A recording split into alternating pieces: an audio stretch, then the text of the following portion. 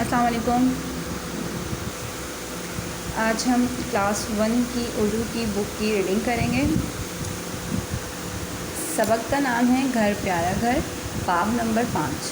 اس سبق کا مقصد ہے انسانوں کے گھر اور جانوروں کے گھروں سے متعارف کرانا، یعنی کہ انٹروڈکشن دینا، یہ بتانا کہ کون سا گھر کس کا ہوتا ہے۔ اپنے گھر سے سب پیار کرتے ہیں، ہمیں بھی اپنا گھر بہت پیارا ہے۔ ہمارے گھر میں 4 کمرے ہیں۔ گھر کے باہر خوبصورت پھولوں کی باڑ ہے۔ پچھلے حصے میں ایک چھوٹا سا لان ہے۔ ہری ہری گھاس اور رنگ برنگ پھولوں سے سجا لان سب کو پسند آتا ہے۔ امی باورچی خانے میں مزے مزے کے کھانے بناتی ہیں، وہ اسے بہت صاف ستھرا رکھتی ہیں۔ ابو ہماری ہر ضرورت کا خیال رکھتے ہیں۔ ہم سب اپنے گھر کو صاف ستھرا رکھنے میں ایک دوسرے کی مدد کرتے ہیں۔ امی کہتی ہیں ہمارے گھروں کی طرح جانوروں کے بھی گھر ہوتے ہیں۔ پرندوں کے گھر گھونسلہ کہلاتے ہیں۔ شیر کے گھر کو کچھار کہا جاتا ہے۔ گلیری اور خرگوش کوہ میں رہتے ہیں۔ چونٹی، سانپ اور چوہے کے گھر کو بل کہا جاتا ہے۔ شہد کی مکھیوں کا گھر چھتا کہلاتا ہے۔ مکڑی کے گھر کو جال کہتے ہیں۔ بچوں، ہم سب اپنے امی ابو کے ساتھ اپنے گھر میں رہتے ہیں اور ہر کسی کا گھر ہر دوسرے شخص سے بالکل الگ ہے۔ ہم انسانوں کے گھر تو پھر بھی ایک جیسے ہو سکتے ہیں، لیکن جانوروں کے جو گھر ہوتے ہیں وہ بالکل الگ الگ ہوتے ہیں۔ آپ دیکھتے ہوں گے کہ ہم جہاں رہتے ہیں ان میں کچھ فلیٹس بھی ہوتے ہیں، کچھ مکان ہوتے ہیں، اور جو ہے کچھ جو لوگ جو ہے وہ چھپر یا جھوپڑی ڈال کر جو ہے جو غریب لوگ جس طریقے کے ہوتے ہیں وہ بنا کر رہتے ہیں، چھپر ڈال لیتے ہیں یا پھر جھوپڑی بنا کر اس گھر میں رہتے ہیں۔ اچھا، ہمارے یہاں فلیٹ سسٹم بھی ہوتا ہے کہ 4 منزلہ، 7 منزلہ، 8 منزلہ لوگ اوپر نیچے رہتے ہیں۔ اسی طریقے سے اب جو ہے وہ کچھ اس طرح گھر بن گئے ہیں کہ ایک گھر کے اوپر دوسرا پورشن بنا کے پھر تیسرا پورشن بنا کر اوپر نیچے لوگ جو ہے وہ رہنا شروع ہو گئے ہیں۔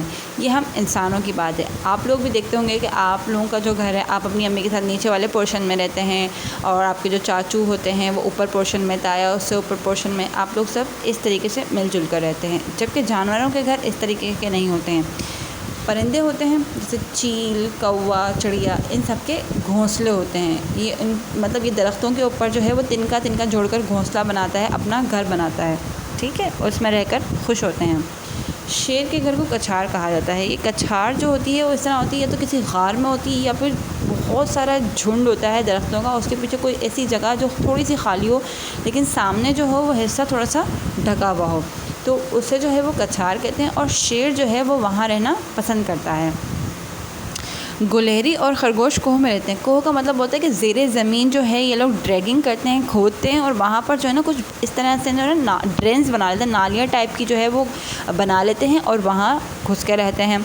چوٹی، سانپ اور چوہے کے گھر کو بل کہا جاتا ہے۔ یہ اس طرح سے ہوتے ہیں کہ زیر زمین کے اندر نہیں ہوتے، لیکن ایک ایسی چھپی ہوئی جگہ ہوتی ہے جو ہم انسانوں کو نظر نہیں آتی، اور یہ لوگ جو ہے وہاں رہتے ہیں، اور یہ تھوڑی سی زمین کے اوپر ہی ہوتی ہے، زمین کے اندر نہیں ہوتی، زمین کے اوپر ہی ہوتی ہے۔ کسی سمجھ لیں دراڑ جس طریقے سے جو ہے پڑ جاتی ہے دیوار کے اندر، ایک جگہ بن جاتی ہے، کھوکھلی سی جگہ بن جاتی ہے، یہ وہاں رہتے ہیں۔ اور اس کے علاوہ یہ سمجھ لیجئے کہ شہد کی مکھیوں کا گھر جو ہے وہ چھتا کہلاتا ہے۔ یہ چھتا ہمیشہ جو ہے وہ درختوں کے اوپر بنتا ہے یا کہیں ایسی جگہ کے اوپر بنتا ہے جہاں پر مکھیوں کو آنے جانے میں جو ہے وہ آسانی ہو۔ مکڑی کے گھر کو جال کہتے ہیں۔ اچھا، مکڑی کا گھر جو ہوتا ہے بیٹا وہ سب سے زیادہ کمزور گھر ہوتا ہے۔ یہ مکڑی اپنے لعاب یعنی کہ تھوک سے بناتی ہے اور اس کو جال کہتے ہیں۔ عموماً دیکھا ہوتا ہے ہماری امی جو ہے وہ ہم سے کہتی ہیں کہ یہاں جال لگ گیا، یہ صاف کرو، تو وہ جالا جو ہوتا ہے وہ اصل میں مکڑی کا گھر ہوتا ہے۔ اچھا، اب ہم جس جگہ پہ بھی رہتے ہیں، کہیں پہ بھی رہتے ہیں بیٹا، ہمیں چاہیے کہ اپنے گھر کو بالکل صاف ستھرا رکھیں، کیونکہ یہ اللہ تعالیٰ نے ہمیں رہنے کے لیے عطا کیا ہوا ہے زمین کے اوپر۔ اسی طریقے سے جب ہم گھر کو صاف رکھیں گے تو اب ہمارے اوپر بالکل فرض ہے کہ ہم جو ہے وہ اپنے زمین کے حصے کو بھی صاف کریں، ٹھیک ہے۔ گندگی کچرا بالکل نہ پھیلائیں تاکہ دوسرے لوگوں کو آنے جانے میں، آپ کے گھر کے سامنے سے گزرنے میں آسانی ہو، ٹھیک ہے بچوں۔